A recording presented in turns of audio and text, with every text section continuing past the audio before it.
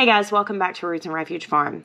I've actually been hanging on to this video for a couple of months now. You may remember, if you regularly watch the vlog, that my friend Sunflower Steve traveled down from the frigid north a couple of months ago and visited me here on my farm in South Carolina.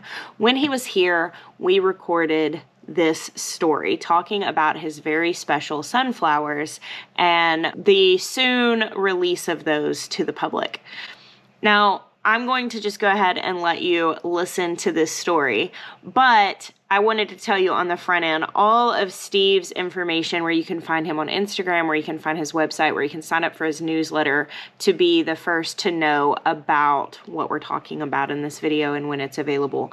I'll put all of that in the show notes down below. I hope you enjoy this conversation. It's really awesome. It is recorded in like a podcast style, so it's kind of a long chat, but there's so much rich information in this. If you want to just pop in some headphones and take a listen to it, it's a really special talk. Thanks, guys. All right, Steve, we're going to just jump into this conversation about you and your story. Okay. And your very special flowers. All right. I really want to take the opportunity to let my people know you more, because I think it's a really interesting story to hear about the flower and how it came about and all of that stuff. But having heard your story now and knowing you and knowing about your family and kind of your journey, I think it gives another layer to this flower that I think is really special. Okay. Now, I'm a gardener, and I know what a thrill it is to grow something unusual or new, and I know how cool it is to come across something in the garden that is new. You know, it's amazing. Just, I guess, whenever you start learning about the genetics and the different things of plants, but coming across something that was just a happenstance that's just really special. And I love how you talk about that. So I'm going to let you just kind of go ahead and introduce yourself about, like, if you were just telling somebody kind of in a nutshell who you are and what you do, what would you say? All right. My name is Steve Coffer, also known as Sunflower Steve. I've been growing cut flowers for 21 years now. And this is kind of a two-part story. Do you want me to start with the flower and where I see it going, or do you want me to start with... you want to start there? You can start there. You can start wherever you want to start. You're the boss here. So in 2008, I had been growing flowers for 7 years at that time. And anytime you grow a flower, and no matter what flower it is, in the same soil over and over and over and over, you're going to deplete the soil of nutrients. And after that 7th year, I noticed that the sunflowers in that field were shorter, the heads were smaller, the whole field was looking like it was getting burned up. So I decided to idle the field after that year. After I harvested that year, I put in a crop of clover. And the very next spring, I planted other fields in my cut flowers for my production. And I was driving by that field on my four-wheeler, and I looked over, and there was about a half a dozen to a dozen. I don't remember exactly. I wish I would have chronicled it, because I didn't realize I'd be here at this point. But there was a handful of flowers in that field that I went over to, and they looked slightly different. And right away I went, well, why are there even flowers here? Because what I grow is F1 hybrids. Oh, wow. So I grow flowers that shouldn't have any seed. There's no pollen on these things. So that was the first thing kind of that blew me away. And then I started looking at them. A lot of them were deformed. And then there was this one. And if anybody's familiar with the painting Van Gogh did called Sunflowers, there's the teddy bears in there, the big yellow teddy bears. And there was one like that. I could see it from the back side. And as I came around the front side of it, I noticed it was like a teddy bear, but all of the centers of the petals down the throats were this deep maroon. And part of me was like, oh my gosh, cool. It looks just like my golden gophers. I went to college at the University of Minnesota, so I was like, that's really cool. And to this day, I don't know why, but I did not have a clippers in my back pocket. I mean, 90 times out of 100, I either have it in my back pocket or on the forward, but I had nothing with me. I was going to cut it and take it and put it in the house. And I'm glad I didn't, because a few days later, it was looking a little more raggy, so it wouldn't look like a good cut flower, so I just left it. And then towards the end of the season, I thought, I wonder if it has any flowers, because all the reproductive parts are directly underneath those petals, and I didn't see pollen, so I thought it's probably sterile. But I collected the head anyway, and there was 572 seeds in the head. That much I wrote down. And there was only 12 seeds that had a nut inside them that were viable. So I put them in a Ziploc bag, and I put them up in the cupboard, and I literally forgot about them. The next spring, I put in my order to Johnny Seeds, and I ordered a bunch of things, and there was something, I don't remember what it was, but it was back ordered. So I got a call from them. This is back in the day where they called you back in 2008. They didn't text you. And saying, hey, something was back ordered. Do I want to order something else? So I reached in and got my catalog out of the cupboard, and that package of seeds fell out. And I was like, oh yeah, that's that one that looked really cool. So I ordered whatever it was from Johnny's, and I took those seeds and I put them in a flat, and they all germinated. And I took them and I lined them out and gave Miracle Grow, hoed them and stuff. And by the end of the year, 2 of them looked spectacular. One looked just like the mother plant, that maroon and gold, and the other one was this deep burgundy with these little lemon flecks. And I was just blown away again too. Like, okay, there's a couple of flowers that look really cool here. So curious about where it would go. I was still doing all my flower farming, and then I put aside a little chunk of land to do it the next year. I had 36 seeds. Mm-hmm. Grew those. Same thing, a handful that were kind of cool. Year number 3, I had a handful. I think it was about 300 or so. And then the next year, it exponentially went up to about 3,000. And wow. I was like, in my brain, I'm thinking, I have got something nobody else has, and I'm going to blow the competition away in the Twin Cities. Nobody's got this. And so that's where my brain was thinking, I'm just going to have something nobody else has. And I'm thinking totally cut flowers, right. Nothing else but.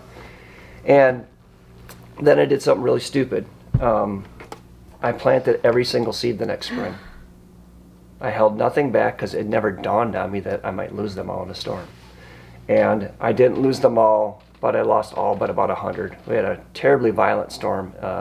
There was a tornado south of us. It took down about 3/4 of my barn. Wow. And laid the field flat. But there was enough that weren't in the mud and weren't broken. We were able to prop them up with whatever we could find, like stakes, posts, zip ties. And so that was a year setback. And then the next year, actually had good germination again, had good plants. I can't exactly remember how many it was. Again, it was in the thousands of seeds. And then I started noticing that the one plant or flower type I liked every year was sterile. The ones that had a lot of seed that weren't as fully doubled, they were like outer array of doubles and then a normal face. And so I got this idea, well, I'm going to take those ones that have all the pollen and literally move them next to the other ones. So I soaked the ground, got it nice and wet, waited till they were asleep at night, dug them while they were dormant, moved them next to the other plants, and every morning I would get up and I would clap the heads together. Wow. And after that, it started going exponential and exponential. And in 2016, I finally had enough doubles, about 90 or 95%, that were actually coming out doubles, but all these different colors all over the board, from that original one just all over the board. So I started separating out by color schemes if they were mostly maroon or mostly yellow or lemon colored. And when I did that, the next year, they kind of started, am I out of frame? No, you're okay. I'm just checking on it.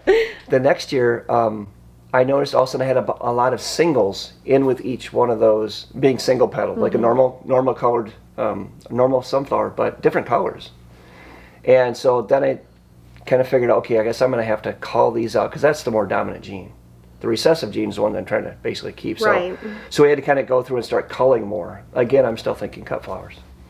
And I believe it was 2018 was the first year I took a bunch of them to one of my wholesalers. We brought a bunch of 5-stem bunches in, mixed bunches, and the wholesaler was blown away. And he's like, these are phenomenal. I want as many of these as you can have. And I said, that's all you get for now. I don't have that much seed. I'm working on it. And so right there, I'm thinking, okay, great. I can beat my competition. Great, everything's cool.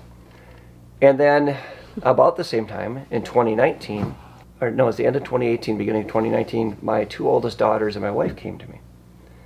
And they said, Dad, this is the second part of the story, by the way. I'm going to go off on a tangent. I guarantee I'll bring it back. They said, Dad, the church camp they had worked at this summer as camp counselors and has gone to as little kids. And my wife had taken the group from our church there for years and years and years. They were all distraught because they were closing the camp down forever. I'd been there for 23 or 25 years, I'm not quite sure.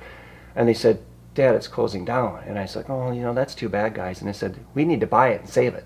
And I was like, no, we don't. And like, no, Dad, we need to buy it and save it because we love this place. It's a great place for kids to come and have fellowship with other kids that are like-minded, strong in their faith. There's all the stuff they do together. There's kayaking, there's high ropes course, there's mountain biking, archery, all this stuff. And then they have all the ministry stuff mixed in with it. It's just a great place for kids to go. And again, I said to him, you guys, I'm 52 years old. And going in debt at this point in my life is not on my bucket list. Yeah. And then, of course, I looked between their two heads, and my wife standing behind them, giving the head nod to the side, like, give them a chance. And I was like, okay, I'll think about it. But I really wasn't going to think about it. So a couple months later, they were having this, I guess it was FaceTime, it wasn't Zoom back then, a FaceTime meeting with the owner. And they said, hey, Dad, you want to be on this? I'm like, nope, I'm good. We were down on vacation in Florida. And I started thinking, my wife and I kind of talked about doing mission work when the kids were gone, just to see the world and do some good. And we're very strong in our faith. And I remember sitting there watching the sun come up, and I thought, well, you know what? Maybe that's my mission. Maybe my mission is to bring 600, 700, 800 kids every year up to the northern woods of Wisconsin to commune with nature, see God's creation, get closer with each other. And I kind of thought about it, and I told my wife, I'm thinking more about it. Of course, she was happy. And then the next day I got up again. I get up earlier than everybody else because I'm a farmer. So I'm out there on the beach at 4 a.m. and they're still sleeping. And sun came up again, and I was like, you know what? I think we have to give it a look. So long and short of it, we pulled everything together. We took a huge leap of faith. I think the hardest thing for me was, in order to be able to purchase this property, it's 220 acres. Beautiful woods, a couple lakes on it. It's surrounded by 50,000 acres of national forest. It is a piece of heaven on earth. But in order to come up with money for a down payment, we were going to have to sell part of our family farm. And that was hard because anybody that owns land knows the land coming up adjacent to you comes up once in a generation. Yeah. And ours did. In 95, we had the opportunity to buy the land next to us. So we were like 40 acres when we first bought our place, and we bought the 60 next to us, so we had almost 100 acres. So we always kind of wanted to give that to the kids, and that was hard. That was a hard decision. But the trade-off of 40 acres for 220 acres, and the whole ministry behind it, and the good that was going to happen, it was worth it. Yeah. The sidebar to that is the first guy that wanted to buy it dragged his feet a little bit, and then my now son-in-law's father called me out of the blue and said he'd be interested in buying it. And the good news is it's kind of in the family. He bought it, and my daughter, who just got married, she and her husband are going to be building a house back there. That's awesome. That worked out well. Yeah, I know. So I get my daughter back. I actually don't have to pay the taxes on the land. Nice. So we bought the place, and the first summer, everything was great. 2019, things were great. We didn't make any money, but I saw the potential finally. Like, this place could actually feed on itself and pay for itself, and we can make it bigger and better and keep it affordable for kids to come. And I remember calling the previous owner and asking him, why did you, when a group went away, why did you not try to get them back? And his debt service was so low on it, he didn't worry about it. He still had enough to pay the bills, and he would work on it a little bit. So I knew there was potential there. Yeah. So we went out and canvassed, and that fall, we had almost 200 more kids that were supposed to come the next year. And I was like, this could be a really big thing. It just could be a great thing for our family. It just looked really good. And then everybody knows what happens. 2020 came. Yep. And everything got shut down. And now I have this big, beautiful camp. It's like having a really nice car and no engine and nowhere to go. Yeah. And like everybody who's struggled through this, it hit us hard. And when I made my seed order that spring, right before I got off the phone, when I was talking to this big seed company, I said, does anybody there at your company buy new products, new flowers? And she said, why? And I told her about this flower I'd been creating. And she said, yeah, I'll get you in touch with somebody. And she did. And that gentleman was awesome. He came out to my place and looked at the flowers, and he was going to meet my champion. And it's like, this is the coolest thing next to sliced bread. And I'm thinking, oh, good, because I didn't know if I'd be able to sell any flowers that year. Yeah. I mean, I was thinking, who's going to buy cut flowers when they got to buy food? Yeah. And it turned out actually being one of the best years I ever had. This year would have been the best without the storms. He came and they trialed it out in California. And the powers that be for his company decided they wanted to go a different direction. They were going more towards a perennial type thing. And he was still kind of like, you guys, we got to do this. So he actually called a friend of his at a competitor's company Wow. and said, you guys have to take a look at this. So they did, and he was super excited about it, and I was too, until I saw the terms. And for the amount of time and energy I had in this thing, it didn't make sense to do it, and I was a little distraught. And that night I woke up at like 2 in the morning, and I'd been speaking with this gal, Nicole from Flower Hill Farm, and she had mentioned Floret and Floret. And this other gal from North Lawn Flowers, I think she mentioned it too. So I woke up, I was like, what is Floret? So I Googled it, and I saw that, it's this family that started out in cut flowers and went to these seeds, and she's written books and all this, and I thought, well, I wonder if they'd be interested in it. Yeah. So I sent her an email at middle of the night, and Erin Benzikin, she got back to me the next morning, and she was like, this is outstanding, what do you want to do?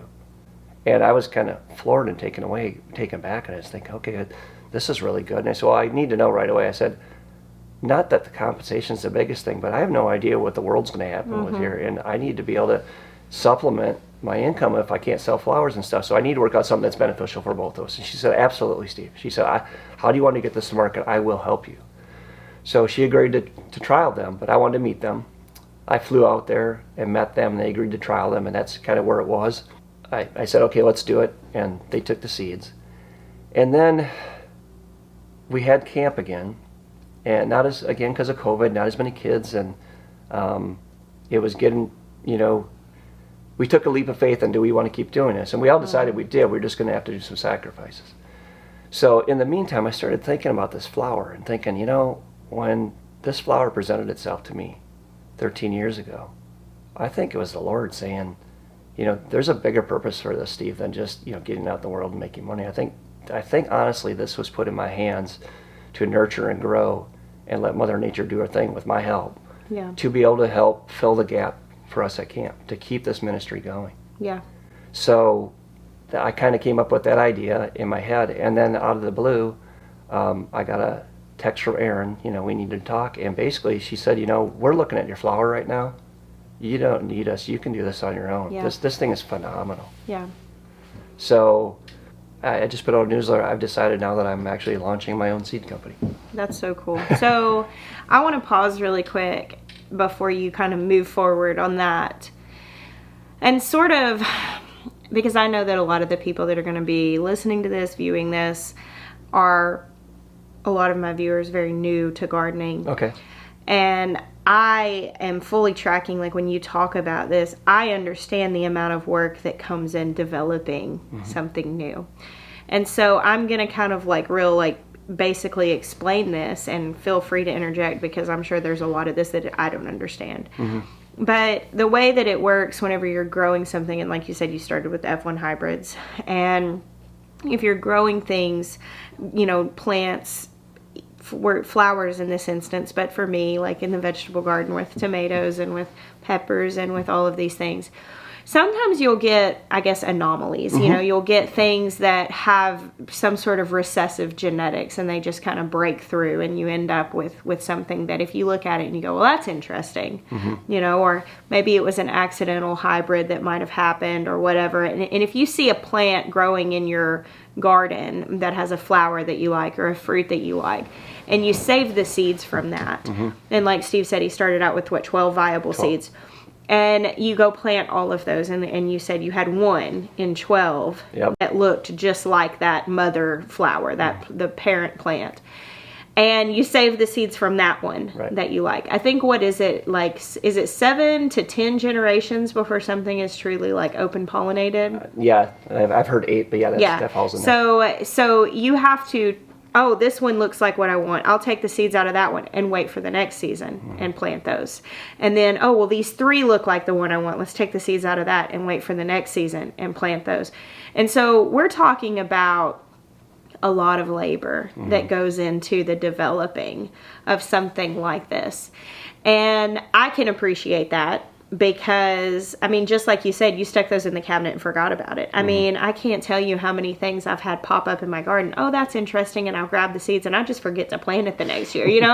Just the matter of stewardship of saying, okay, this is interesting. I'm going to take this. I'm going to plant it again. I'm going to save that. And the effort and the commitment over the course of years that goes into bringing about a new variety, it's a big deal. Well, it's the nurturing. Even if you want to, then there's all it's professional gambling. There's all the things you don't think about, the bug infestation or powdery mildew or a storm. Yeah. And there's those factors on top of the time commitment that's required. And I think you showed me a photo about like your seed head. I mean, you've seen sunflowers before, where it's just full of all of these seeds, but it's not like that in this variety.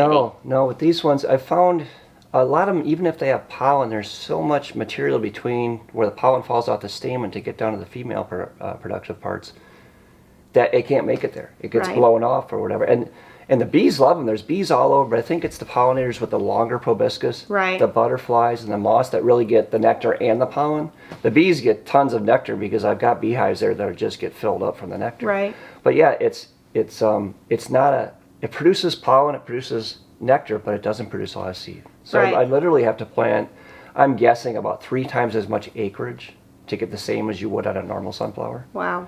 So, and when you talk about time, I just turned 56 last week. I started doing this when I was 42. Yeah. So that's when I'm like, that's what it seems like a long time. And I just wanted to point that out because if a person is not familiar with the process that's involved in something like that, like we're talking about a story that there was a lot of time and work and a lot of, how many flower heads have you cut off that weren't what you wanted to be in the seed? They're countless. Like how many seeds have been saved? We're not talking about, this has been a little hobby for a few years. We're talking about hundreds of thousands of seeds that have been saved over the years and acres and acres and just countless flowers. I love to think of the scale because just anytime you're doing anything, it's easy to see a person in the blip of the moment that you're viewing or the point you're saying, I'm starting a seed company and I'm sitting here saying this, and like anybody who ever started a seed company came to that moment that they said, I'm starting a seed company, and you don't know the story behind it, but I'm sitting here going, that's a big deal for you. Yeah, it's a big leap for me to go from, I've been doing cut flowers for 21 years now.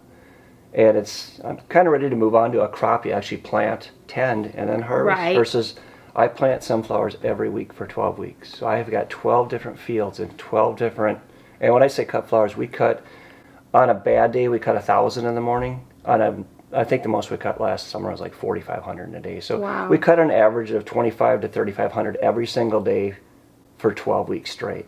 And to get a harvest off, 100% harvest off every field where you do not get wiped out by bugs or fungus or a storm, I think there's only been 1 year I've gotten an entire harvest out of everything. This year I did pretty good. I got 7 out of 10, and those 7 were phenomenal. The demand for flowers has been crazy, and we were squeezing every last flower we cut out of it. We did really well until those storms. But yeah, I'm ready to move on to something like this, and like I say, for me, I just kept getting nudged along to keep going, and at the time I thought it was just to be better than my competition in the cut flower world. Well, I really don't want to be totally immersed in the cut flower world anymore. I still have my perennials and a couple other things, but the day-to-day grind of the sunflowers, I think, is now going to turn to growing and developing new flowers. Yeah. I've really loved it the last 2 years when I really had the epiphany of I got to start growing these just to grow them and get different colors out there. And then I also found out that I had no idea, because of my mentality was cut flowers, I had no idea how many people just grew them like you and said that's pretty and left it there. Yeah. The gardener market is phenomenally huge. So in retrospect, I was probably cutting down a lot of things that were cool that your average gardener probably would have liked. Yeah.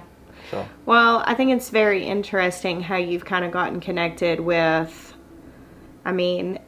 within the social media world. You and I were discussing it earlier, how you've been doing cut flowers, and it's getting to be a more popular market. Like, I feel like that. I feel like even Florette has had a lot to do with, like, just showing what a beautiful and viable thing it is to do to grow cut flowers. And I see people doing this a lot more. But you've been doing it for a long time, and we talked about this, that there is this interesting dynamic where often the people who are largely creating content on a matter, their number one job is creating content. Whereas the people who are like largely doing a profession on the matter, they're not always creating content about that profession because they're busy doing the profession. And Right. you've said you work 80-hour weeks during the high season in flowers. I mean, there's not necessarily been a lot of time for you to dabble in social media, but it's cool to watch you get immersed into this community and see that there's this whole wide field of people who are interested in what you're doing and interested in growing your varieties in their garden, never to cut them and sell them, but Right. to enjoy them, put them on their table. Yeah.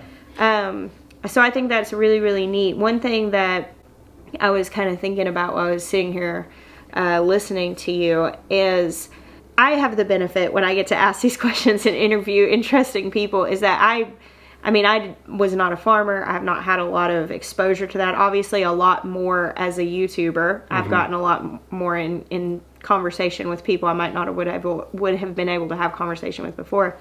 But like, I didn't really know how all of that process worked about like saving seeds and developing new things. And one thing that's kind of interesting, and again, I think it's important to explain to the listener so they can kind of understand the nature of this market.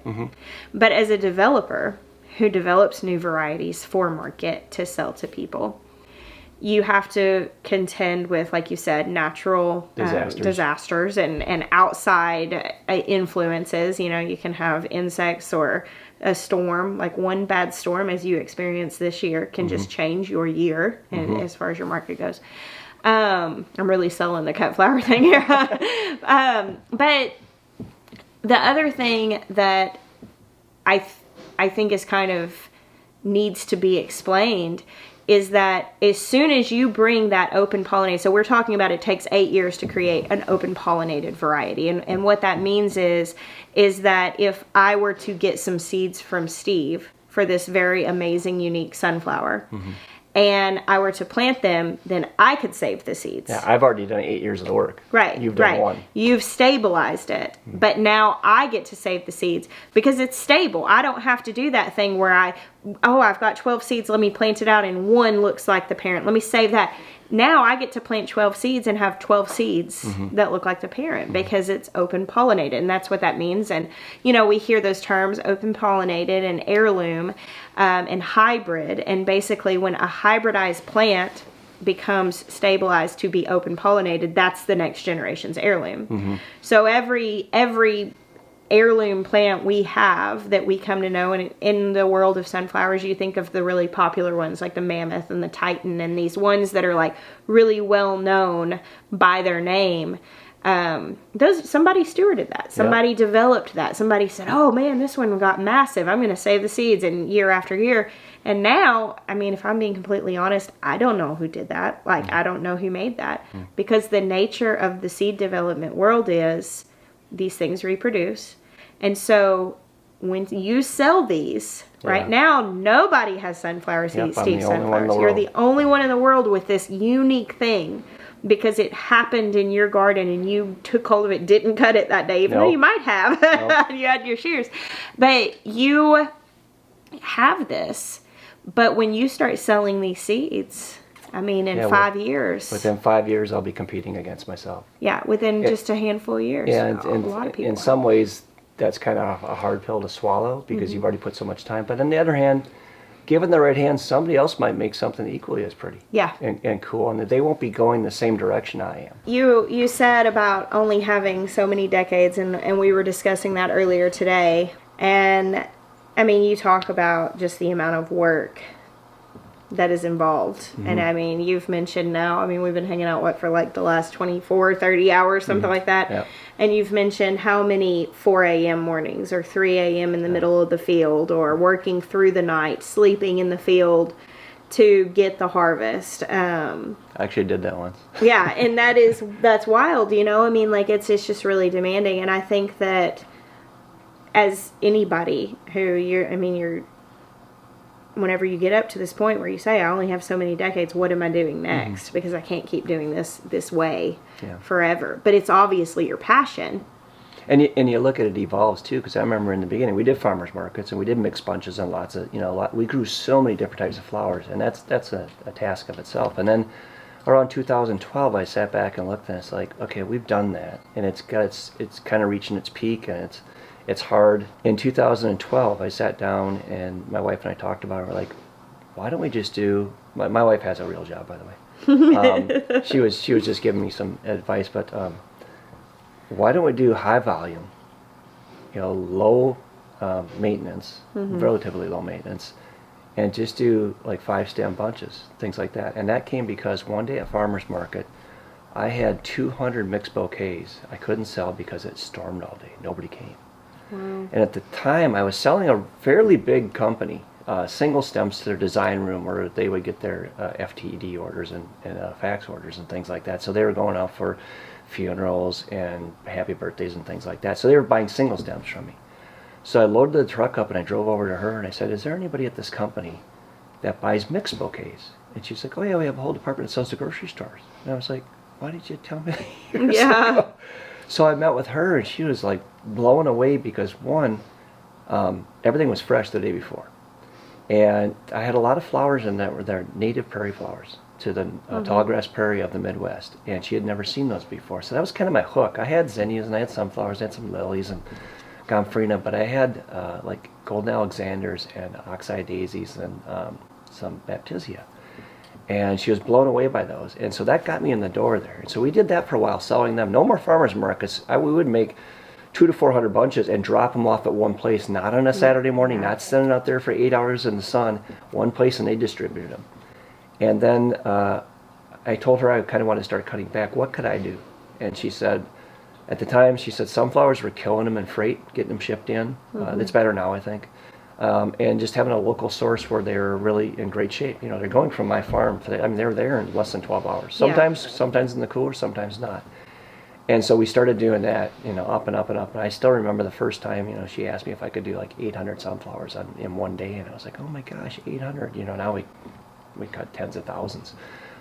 So in 2012, we shifted over to just bunches. So we went from farmer's market to just straight bunches for more consumer, and I had 2 big wholesalers I sold to as well. Same thing, just cut them, grow them, bunch them, sleeve them, sell them. And then, so now I feel like I'm at it's been there, done it.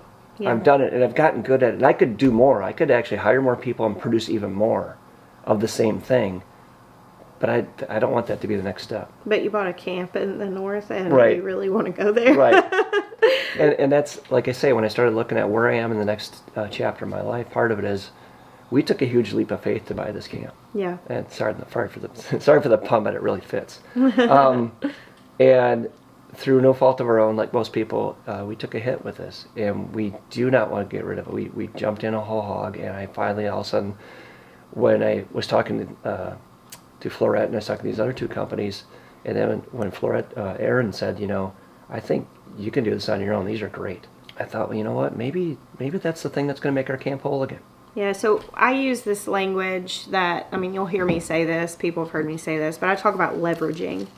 And I think about this teeter-totter almost. Like you've got this and you can, that leverage point. You can kind of leverage the weight in. You can, and for us, that's the word we use. How do I leverage and maximize and I've got this dream and this thing that I want to accomplish, or I've got this person that I want to help, or I've got this thing I want to build. And sometimes when you look straight at it, you go, I don't have what it takes to do that thing. I don't have what it takes to complete that. I don't have the resources to do that. But then if you stop and you go, hold on a second, I don't see what directly I have that connects to that, but what could I leverage into this? Like, what could I trade into this to make this possible? And we moved to this property on stickers and magnets and books and things that you think, oh, you want to move across the country. When we first felt like this was something that we were supposed to do, we felt led to do this. And it was that aha thing where you just, I don't even know how to describe it, but you know in your knower, this is this is for you to do. And we're sitting there going, how are we going to do that? And it was kind of just doing the next right thing in front of us that led to the stickers, the magnets, the books, all of these different things. And by leveraging that, we were able to take that leap of faith and do that big thing that it did not seem like it was possible. And I love whenever you're telling the story, it clicks with me because I understand, well, I bought a camp that I did not apparently have the ability to, like, this wasn't the most sensical thing to do, but I felt like I was supposed to do it. It was the right thing. And then when the camp became in trouble because of COVID and this pandemic year that really hit everybody hard, especially that any kind of social field, thing. yeah. Yep. And like, what do I have to save this? Well, I have these flower seeds, Right. Because you could leverage that. And I was hoping, to be able to do that this year. But after talking to the one gentleman from the big seed company and talking to Aaron, they're like, you don't have enough seeds, Steve. You don't have enough now. You need to retain a certain amount to put in the ground next year. You need to retain a certain amount in case you have a disaster next year. And you need to have a certain amount to sell, and you're not at that point yet. So that was kind of disheartening. And that's when I think I spoke to you, and it just kind of this epiphany. I had this idea for a fundraiser. Yeah. And the more I thought about it, I thought, well, maybe we can make it some sort of legacy sale. Yeah. And I know this is the way I'm doing this is going to put it out of reach for a lot of people. I know that. I'm sorry about that, but I'm trying to leverage what I can. I do have a certain percentage of seeds I can spare, I guess it would be the word. The only way I can do it is if I can do this and fill the hole at the same time, and then next year, 2023, 2023, be able to do a mass release. So, you want me to tell them the idea? Yeah, tell them. I love this idea. So the idea we came up with was, like I say, we want to call it a legacy sale. And our goal, two things. One is we did do a timber sale this year too. I'll connect this in a second. We did a timber sale this year up there to help offset some of the costs too. And there's a couple areas that it needed to be clear cut because there was just not a good variety of trees in there, and the forester told us this is what you need to do for it. We had a professional forester come in and tell us because we weren't just going to cut it willy-nilly. So we clear cut a couple parts of the forest, and we did a lot of select cut. So anyway, so the legacy sale is going to be, I think it's going to be, depending on seeds, somewhere between 800 and 1,000 packets is what we're looking at. And what we want to do is, if you buy seeds this year from me, sometime in the next 2 months when I get the logistics of shipping out, you're going to get a packet of seeds this year. And you're also going to get a packet of seeds in 2023. So you're going to buy them once and you're going to get 2 packages. Yeah. Also, anybody that buys, their name is we're going to retain their names, and we are going to buy seedlings from the Department of Natural Resources. And the one hillside, which we call High Point, we're going to replant that hillside with trees. And that'll be the legacy forest. That's so cool. So in 50 years from now when I'm dead, and my grandkids are up at camp, and they're running camp, and these kids are all running around and say, which trail should we go down? They'll say, go down the trail and then take a left by the legacy forest. That forest there, from the proceeds from the seed sales, will be what saved this camp. And that's oh gosh, you're gonna make me stop. tear I saw up. you starting to. We're over here tearing up. So, I saw you starting to get. It got me, man. It hit me right in the feels. So, that's so good. So here's the nuts and bolts of it. I'm going to be doing it sometime in the next month or two. I have to, like I say, get the shipping stuff figured out, and it's going to be spendy. It's going to be $100 a packet, and you'll get between 25 and 60 seeds because it goes by weight, not by actual seed count, and it'll be a mix. So you're going to get every color I've ever made, and some doubles, some singles. And really, you say $100 a packet, but this is a $100 donation, and you're receiving these packages as a thank you because this is a fundraiser. Yeah, we thought about, I'm not, fundraisers are great, but I want somebody to get something for it, something they feel they're invested in. And I can show them pictures of their forest growing, and they can show me pictures of the flowers they're growing. Yeah. And if somebody can't afford it, maybe they get 2 other friends and say, hey, you guys want to split a packet of seeds? Yeah. And we're going to get one this year. And then in 2023, it's just going to show up at our door. We don't have to worry about it. We can order more in 2023. But we'll also be the only ones in the entire country that have this, can share the pictures to other people, and be part of something that helps us. Well, and I encourage Steve to do this. Yeah, she did. Whenever he called me and said this, I was like, listen, Steve, 800 packages, if I were to announce that on a video, it would be sold out in a couple of hours. Which blows my mind. And it would be. Like, if you were just like, and you would have a ton of disappointed people, and your camp would still be in trouble. If you just sold those, for, whatever entry-level seed package cost. A new one is usually 3 times the cost. So at the max, it might be 10 or 12 bucks. And and then your camp would still be in trouble. Right. And I I don't think that there's anything wrong with saying, you know what, I honor the fact that I told him, I honor the fact that you have spent the last 15 years of your life developing this thing, that it is valuable, that your camp is valuable, and I said I'd be first in line. You know, like I want to, you know, I'll be right there saying, hey, sign me up.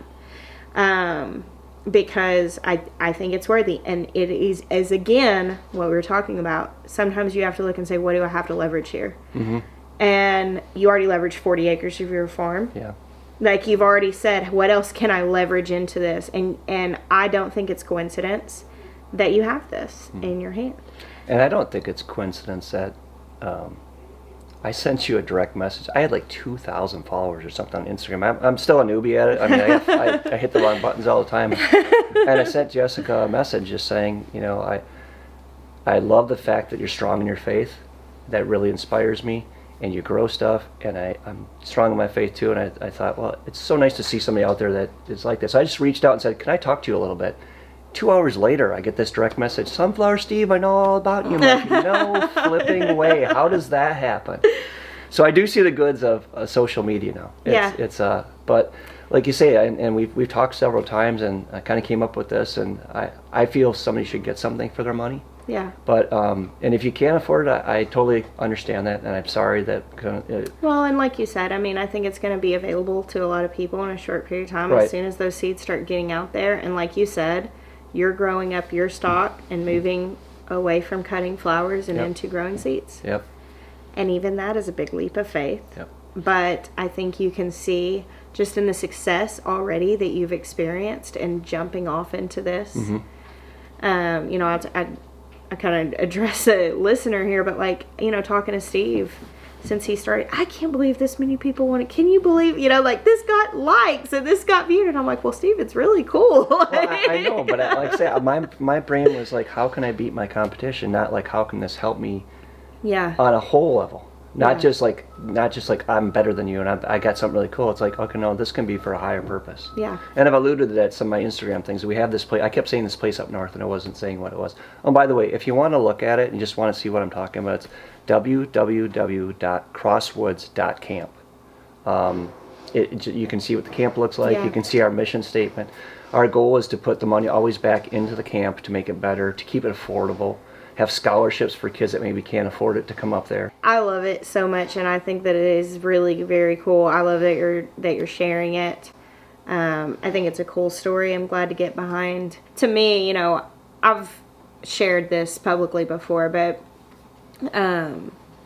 there's a melon that I've grown now for several years called the Kajari melon. And I came across this because it was in Baker Creek's catalog the first year that they sold it. My friend Lisa and I had bought seeds together, and we, you know, I didn't have a lot of money at that time. Like, we had gone in and basically we sat down together, and here's the things I want to grow, here's the things you want to grow, what can we agree on here, and we'll split all these seed packs because, you know, it's more than one person needs usually in a package of seeds. Right. And we got this Kajari melon. It was when they first introduced it, so I think there was like maybe 5 or 6 seeds in the pack. It was like first year. Really? And she and I split it, and I think I grew all the seeds that I had, which was like 3, you know, and I think I got 1 plant or something like that. And I remember towards the end of that season, I had gone out of town, and I came back, and the plant had just zapped. It was just dried up, and I was so bummed. The cucumber beetles, I think, were the culprit. And I thought, man, I blew it. You know, I blew my chance. I'd gotten these seeds, now they're sold out, and I blew my chance. And when I went to clean out the garden, there had been one little offshoot of that plant that had gone up underneath an area of okra. And this is late in the year, you know, the garden gets kind of wild. And there was this one super ripe Kajari melon. And I pulled it in, cut it open, scooped the seeds out. You know, it's like 500 seeds in there. And that year, I did a seed swap, and I sent these out, you know, in the seed swap. And the next year, I grew them on an arch trellis in my garden. Yeah, I saw that. And I did a video that, as it stands right now, is one of the most popular videos I've ever had on YouTube. It's got, you know, I don't know, a couple million views, and it was about arch trellises or vertical gardening or something. I don't even remember. But in the thumbnail, I'm holding like a melon that's kind of attached to the vine or something like that. At that, everybody's like, I want to know, what are those striped orange melons? What are those striped orange melons? And this is the year my YouTube channel kind of blows up. And everybody asks about this melon, and it ends up going sold out. And I remember one of the years that I went to Baker Creek Seed Expo, so this is after the Kajari melon gets kind of big. Yep. Off my channel, a lot of people know about it. I'm standing at the Baker Creek Seed Expo, checking into my hotel, and this man comes in, and he's really a distinguishable, like he's really tall and a unique person, and he is checking in, and I looked at him, and I knew who it was because I'd seen him in the catalog, and I was like, are you Joseph Simcox? And he was like, I am. And he's the person who hunted down the Kajari melon in Punjab and like found this seed and brought it back to Baker Creek. Cool. I remember really just pondering the fact that this really unique, this special thing, this unique melon, this really beautiful thing was stewarded for however long by these individuals in Punjab who said this is important. And then it was brought by Joseph Simcox back to Baker Creek. And it was sold by Baker Creek, and then it was bought by me and Lisa, and then it was grown by me, and then it was, seen by people, and now grown by them. And I think in a matter of time, this thing is probably going to be one of the varieties that you can buy on the burpee shelf at the Home Depot, because that's the nature of these things. It's what happened with the Cherokee purple tomato. It's what happens with things. And we're talking about, there's kind of like this bittersweet thing about the fact that you stewarded this for a long time, and eventually it'll just be commonplace. And it's bittersweet because on one hand, it's like, oh man, I made this and it's special, and I just have to let it go. And I do want it to be all around the world, and I guess my hope is that, as I release them and then all of a sudden I'm seeing my own seeds coming back at me, I'll have had enough time to make new ones. Yes. And I hope there's enough of a loyalty. Yes. And the appreciation of, maybe that's pie in the sky, but I hope there's enough appreciation. Somebody say, here's the guy that developed them, here's some at Walmart. I'm going to buy his because it might be a little more, because he's going to continue to make even more. I think it's that choice of like shopping small and supporting small businesses and all of that stuff. And it's interesting to get to know you, because for a long time I've been like cheering this melon on to go the distance and become a household name. And then on this other side, I'm like, oh wow, there's a cost to that. Right. Like there's a cost. And I don't know, I just thought I want to tell this side of the story too. And I do hope that in time people all over get to experience the beauty of this. But I was, as I said, I really wanted to support you in this juncture. And I think you're operating in a lot of wisdom to say, you know what, I'm going to do a fundraiser with this because this is the thing that I have. Right. That's what I have here now. And I me. don't believe it was an accident. No. And even getting to that point, of I had to use it for one thing and then had this epiphany, and it literally a feeling inside like, what is this? What is the point of this flower? Yeah. And I thought, well, that's actually, I think, is more the point of it. Yeah. And I've actually, since I've been on Instagram, when I talk about in the future bringing me new things there, I've had several people like, hey, do you do we have a small area. Do you have any branching ones? And I was like, I have been cutting ones down in the past, but last year I had 55 seeds, and I planted them, and every one of them germinated, and they're all over the board on colors. Cool. And it's unique because they branch out about 2 inches from the bottom, and the secondary stems are almost 3-4 feet long. So you can use those as cut flowers too. That's and it cool. was now every color I have out in the field, I now have a branching variety of it. That's so cool. And like I mentioned, the upright ones and things like that too. So, and then the ones I was culling, the singles, people are like, I was taking a picture, throwing it on the ground, and people are like, don't throw that away. So now next year I'm going to actually start a whole line of multicolored singles that don't exist out there. Yeah. So like I say, I know that letting this go, I'll see it in the future at a shelf probably less than mine at Walmart or something. But on the other hand, it's going to allow me to continue to make more things that eventually Walmart's going to have to get from me. Yeah. So I'm not directly, but yeah. Well, I'm excited about it. I'm happy to help share your story. Thank you. And to help leverage for you what I'm able to do, which is put this story out in front of people. That's what I have to offer here. And I truly appreciate your platform.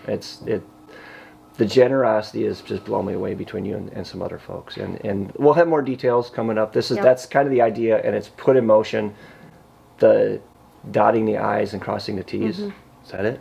Yeah, that still has to be done, but it's coming, and that announcement will be coming. So we're looking at 800 to 1,000. I know you said you would have to kind of like probably start at 800 and then reassess Right, see where I'm at, because I have no idea how many seeds it's actually going to take. Right. But somewhere between 800 and 1,000 packets of seeds. And so these spots are the ability to make this $100 pledge. More or less, to the camp. And you're getting something for it you're that gonna get nobody else in the country. 2 years of seeds. Yeah, you get first access. Yeah, 2 years of seeds. 2 years of seeds. 1,000 of you will have something nobody else in the country of 350 million have. Yeah, and you're also getting to sow into building, right, planting this legacy forest at the camp. Yeah. So I think that's amazing. Thank you so much for sharing. And thank you for all the southern hospitality. I had chicken and dumplings last night. Oh my word, woman! I slept so good. I'm glad. Thank you. Well, you woke up early. You had to go see that water that's not frozen out there. The water's not stiff down here. It's all still going out from steam. And the ground that's not covered in snow. Yep. So, well, I'm glad you came down here to the south to thaw out with us for a little bit. Yeah, thank you so much. I'm so excited. Thank you, Steve.